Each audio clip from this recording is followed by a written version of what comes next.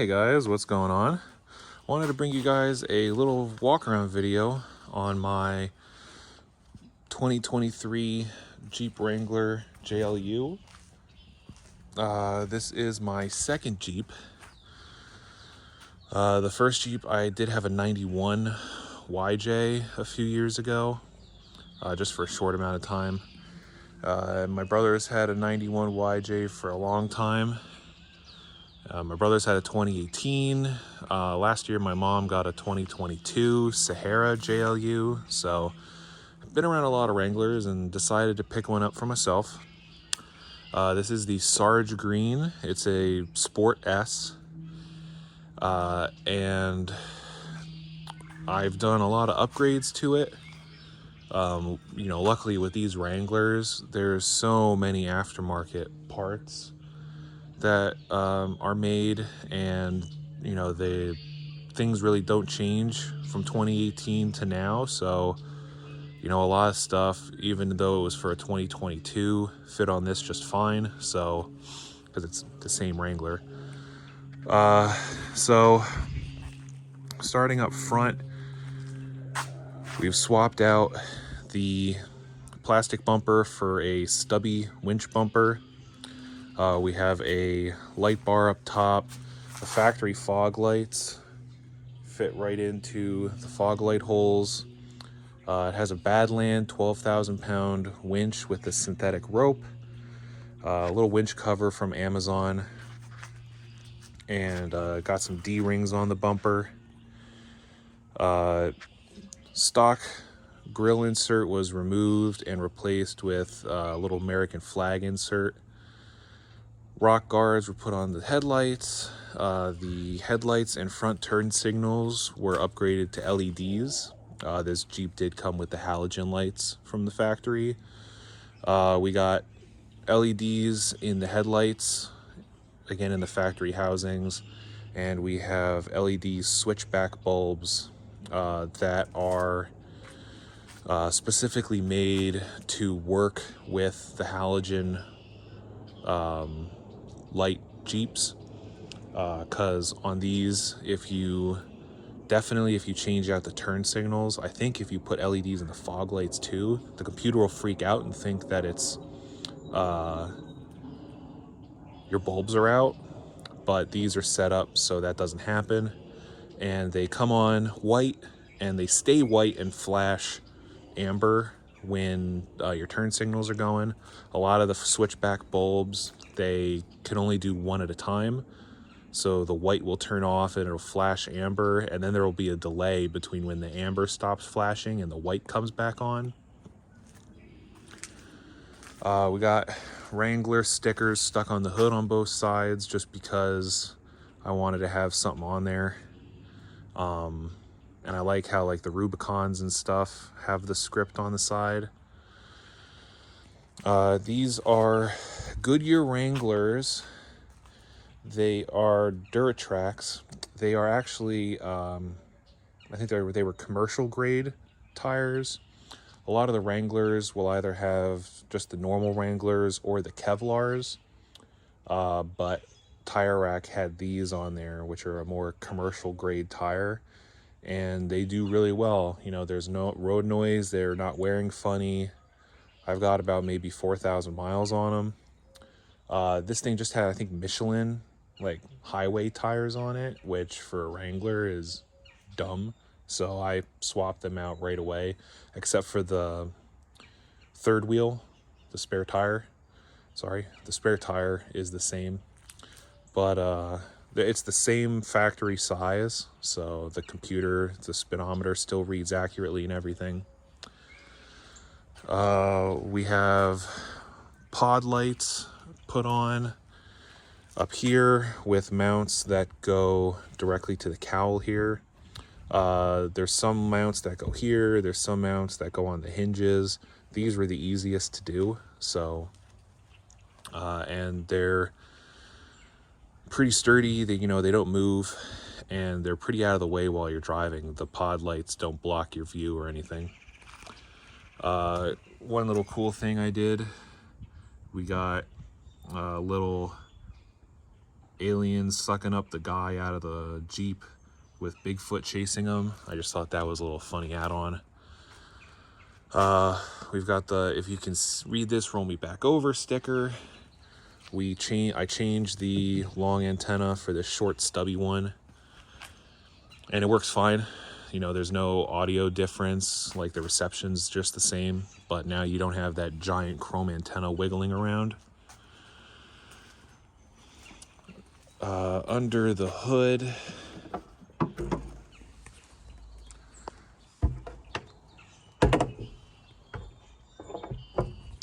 we have the 3.6 V6. Might not be a 3.6. Don't take my word on that. But it's the V6 engine with the e-torque. So that's an electric motor that's belt driven off of the crank pulley. And when you're going to get on the highway and you need a little extra power, that electric motor kicks on and helps spin the crankshaft so the engine can put out more power. And it has its own battery, I think, in the back somewhere, and it charges itself when you're decelerating and everything. We have our winch kill switch here, and then we have on the other side, it's a rough country multiple light controller. Under here is 6 relays, and you just have one harness running inside the car to a six switch panel. And this way, when you add stuff on, you can add up to 6 accessories. You just have to run the wires right to that box instead of having to run each set of wires inside the cab and find a new place to mount a switch and all that stuff. So that worked out pretty trick.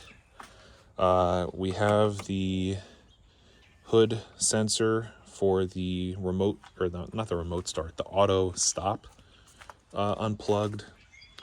For those who don't know, on these Jeeps, they have 2 sensors. One for the rest of the car, pretty much telling the computer the hood's open and everything, and one specifically for the auto stop. So if it thinks the hood is up, it will not stop the vehicle, but your computer will think the hood is shut, and so it won't throw you into park if you tried moving. A lot of videos say it's the one on the left. I put it on the left, but since a human plugs these in, mine was actually on the right. So you'll just have to do some trial and error. The easiest way to tell is if you have the right one unplugged, if you open your door, the dash readout should only show your door's open and your hood's open. Now, that's because I have the hood open. Whoops. Wasn't expecting that. I forgot the hood's open. Wow, I'm an idiot. If you have unplugged the right one, you have to, which we will do here, you have to go and close the hood.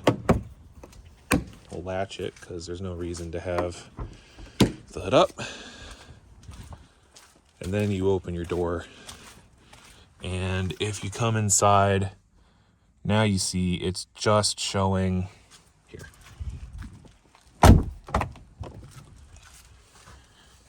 Now you can see it's only showing that the door is open.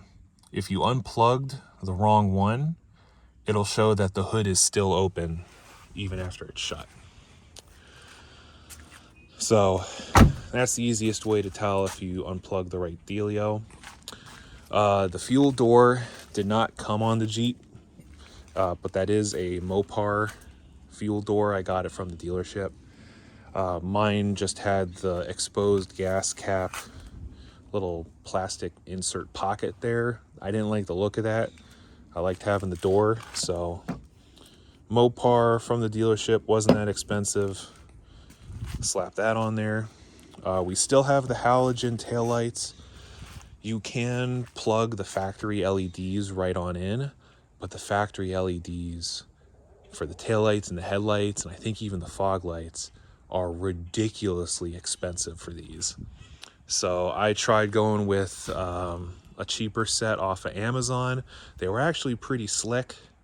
They were smoked, and they had a cool little sequence when you unlock the car where the perimeter LED would chase itself around a couple times. Those were great until one night actually, when it was really cold outside. I noticed that I was driving, got out, and my headlights were on, but the taillights weren't. And so I had to shut the car off and turn it back on, and they started working again. But then they were doing the startup sequence the entire time. So I wound up just taking them off and putting the stock halogens back on because I don't want to play with risking a ticket. The trailer hitch is aftermarket. Well, it's a Mopar trailer hitch, but it didn't come with the Jeep, but they're easy to put on. It's just 4 bolts. The spare tire cover I put on, since it's a Sarge green Jeep, I was kind of going with some little army cues. So we got the little plastic soldier parachuting in with the Willys parachuting with them. And then we got the little army star on the door and our just empty every pocket sticker. Moving to the interior. Oh, and it has a 2.5-inch lift that I installed on it just yesterday. It's a Skyjacker lift, coil spring lift, and with the Black Max shocks. I saw a couple shorts where people were thinking that their Black Max shocks were bad because you could compress them and extend them by hand, whereas traditional shocks, they want to push themselves to the full extended position and you have to fight them to compress them. The Black Max shocks are designed to do that. They're more of a hydro shock, so they will extend and collapse easily, but when you hit that hard hit, then the hydro part kicks in and it stops you from bouncing and all that stuff. So they're supposed to be easy to collapse by hand. Moving on to the inside, power windows, power locks. It does have the winter group, so you get the remote start, heated steering wheel, heated seats, and the factory rubber floor mats. We have just the analog gauges like you've seen. I prefer that over all the digital stuff just because I like it a little bit more old school. You can see we have 5387 for the miles. It's an automatic. You can see here is your rough country switch panel, which takes the place of the pretty much useless little cubby that's down there. It's got the little radio, which works fine for what I need it for. It does have the aftermarket little cubby piece on there, which I put on so that I have a good phone holder, and it gives you a lot of depth. I mean, you could see that little mat in there. That's the factory size, and you could see how much more space you get with that little insert. And then we got a little sticker over there. I have a couple trays that I added on for the center console just for some extra organization. This just hooks on, and then this guy just slides in and out, but it gives you a little bit more organization instead of just throwing everything in there and then having to dig for it. And then you have your second spot. Moving to the back, I added on these little door cubbies just so there's a little cup holder spot, a little extra storage. I added on these grab handles just because I felt like grabbing onto this while you were in the car was more comfortable than reaching up to grab onto this one. Plus this one on the side pillars, honestly, they aren't that sturdy. They do flex a little bit, whereas these ones are bolted right to the roll bar. But pretty basic back here. You know, nothing fancy, just the cloth back seat. And then it has the rear mat. I did add these sill plate guards on all 4 doors. There's nothing there from the factory, so I wanted to add these on there just to help protect the paint, avoid it getting all scratched up. And then out back here, I did add this little rubber mat out back. From the factory, just had this the carpet, but I added the rubber in there just as a little extra because, you know, I do carry stuff back here. And then underneath, if I can pick it up, you know, we got our little extra storage in there and our bolt organizer and everything. So yeah, and the biggest upgrade that I've done is the hardtop. This Jeep did come factory with a soft top on it. I absolutely hated the soft top. So this is a Mopar hardtop, but it is aftermarket. You know, it's not like a factory one, but it is made by Mopar. It was pretty easy to install. I haven't had any wind issues or leak issues. So I 100% like having the hard top over the soft top. I wasn't a fan of how it sticks, the soft top sticks up when you have it just flipped back. And so, you know, for me, the only position that I was comfortable was fully collapsed. But then it's kind of sitting, blocking your rear view, and all the stuff inside is at risk of flying out. So hard top, you get the freedom panels, so you can just take off one side, take off both sides, and everything in the back can still be protected by your hard top. But yeah, other than that, you know, I really like it. I am going to do a video of my likes, dislikes, and my wish it could be betters, but I'll deal with them. So keep an eye out for that one, and I'll see you guys later.